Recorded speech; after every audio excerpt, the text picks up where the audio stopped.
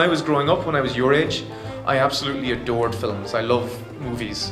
But also the other thing about me personally was whenever I would get upset, I would write it out. I remember when I was your age, I wanted to run away from home because my brothers were picking on me, and I made this big plan and I packed my bag and I wrote a running away letter.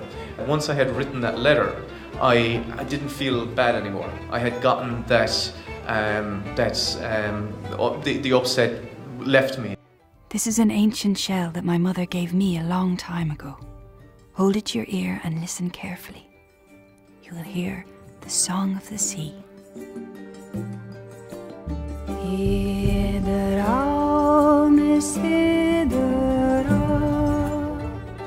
My name is Hyder, and I want to ask you a question. Who was the director of the movie? The director of the movie is a man by the name of Tom Moore. He made a film before this. It was called The Secret of Kells. Has any of you seen The Secret of Kells?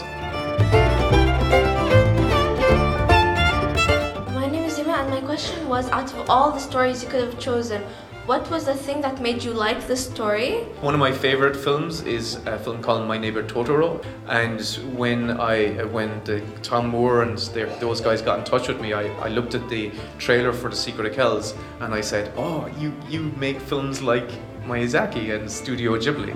Is this a true story or a fake story? It's a made-up story, but there's elements to it that are true. The place they live in is where I live myself. The journey that Ben makes is the journey that I made to come here today. When I was young, maybe about your age and whatnot, maybe a little bit older, my dad was very, very sick for a number of years. So the story felt very personal to me. I had a very personal connection to it as well. So I relate to what was going on with the characters really here. A lot of the images you see here are like drawings that Tom will make.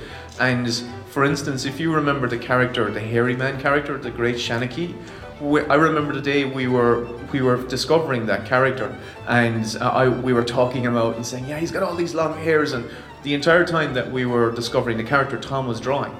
And he does that. As you're talking to him, he's drawing. And by the time we'd finished our conversation, he had spun the piece of paper he was drawing. And it was pretty much exactly the guy that you see on screen. Like, he's a brilliant artist.